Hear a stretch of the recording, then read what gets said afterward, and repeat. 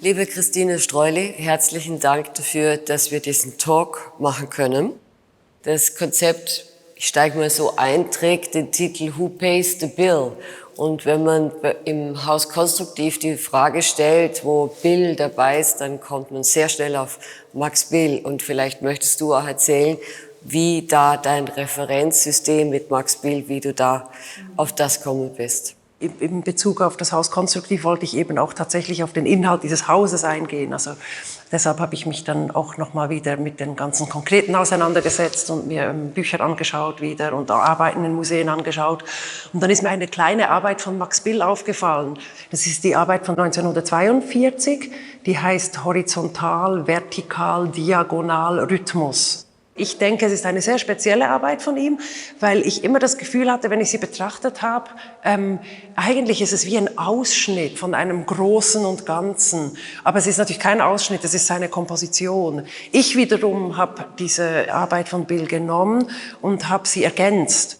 Also ich habe sie ergänzt, gespiegelt, gerastert und zu einer ganzen Wandzeichnung ergänzt. Also das war der Start für diesen Raum. Es ist natürlich auch ein bisschen ein augenzwinkernd, mit dem Bill anzufangen und dann eben in dieses links und rechts zerfällt ja die ganze Struktur. Also das ist die Idee der Arbeit, also der Raumarbeit. Also er löst sich auf die rechte Seite eigentlich in Farbe und Form und Bewegung auf und links bewegt sich oder zerfällt die Struktur in Schwarz-Weiß, in Struktur. Da, wo wir rein können, lauert uns eigentlich im Rücken dann das Neue, und zwar das Amorphe, das vielleicht auch Dystopische, der Zerfall, die Struktur löst sich auf.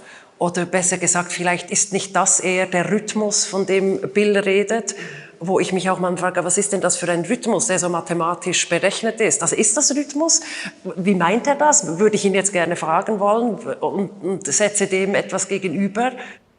Ist keine Verbesserung oder keine überhebliche Korrektur, sondern eher ein anderer Rhythmus, eben einer, der ein bisschen chaotischer ist, der wilder ist. Und so verhandle ich eigentlich alle mir wichtigen Fragen in der Malerei. Jetzt hast du so wiederkehrende Elemente, wie beispielsweise dieser wunderbare, an Lichtenstein erinnernde Brushstroke, dann aber auch jetzt eben so dieser Farbverlauf. Und ich finde es eben ganz toll, dass man jetzt sieht, dieser Farbverlauf, der ist ja wie als Muster eingesetzt, der wird repetiert, der kommt immer wieder vor. Und du gibst dem aber auch einen Rhythmus. Wie gehst du denn rhythmisch so vor? Ist es harmonisch oder ist es intuitiv? Es ist eigentlich ein Zusammenkommen oder ein Zusammenprallen von verschiedenen Welten, von verschiedenen Sprachen. Das eine ist geplant und durchgedacht und auch routiniert und schabloniert, kommt aus dem Digitalen.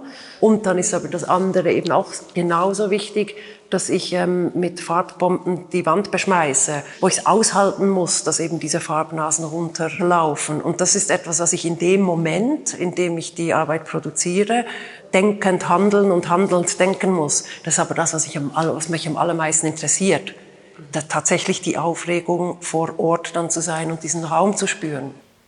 Dieser Raum ist ja sehr speziell, also ich würde jetzt auch mal sagen schwierig, weil du diese Situation hast, du kommst rein und bist eigentlich mit diesem krassen Block, der über dir schwebt, konfrontiert. Das hat wahrscheinlich mit dem Industriebau zu tun, ich weiß gar nicht, was da dahinter ist, aber er ist Tatsache und man muss damit umgehen. Ich habe 2 Wochen hier gearbeitet und habe gewusst, also bin das Risiko auch eingegangen, dass ich nicht damit umgehen kann und habe dann in diesen 2 Wochen, ist mir klar geworden, ja, das muss der White Cube sein, der über diesem ganzen Raum schwebt. Also der muss eben nicht angerührt werden, der darf keine Sprühspuren haben, keine Farbklecksen, der muss total perfekt da liegen und so kam dann im Prozess eben die Idee, dass ich dieses Raster von Max Bill übernehme und jetzt eigentlich das Reine mit der Farbe und der Bewegung und dem Chaos konfrontiere. Ein weiterer so architektonischer Teil, der auch nicht so wichtig ist, aber es ist interessant, weil diese Wand deutet das irgendwie noch an. Wir haben hier effektiv eine Ziegelwand Und die hast du eigentlich, ohne das wissen zu können, mit dieser Wandgestaltung eigentlich wie einbezogen. Und da kommt auch so was Graffiti-haftes rein, so Graffiti Street, die Straße kommt mir vor, das Leben kommt da irgendwie rein, also nicht nur durch die Farbkleckse, die du auch schon erwähnt hast, aber da gibt's beispielsweise auch so ein Peace-Zeichen. Es gibt so Andeutungen, so figurative Elemente, die irgendwie noch so Bezug zum Realleben machen, oder?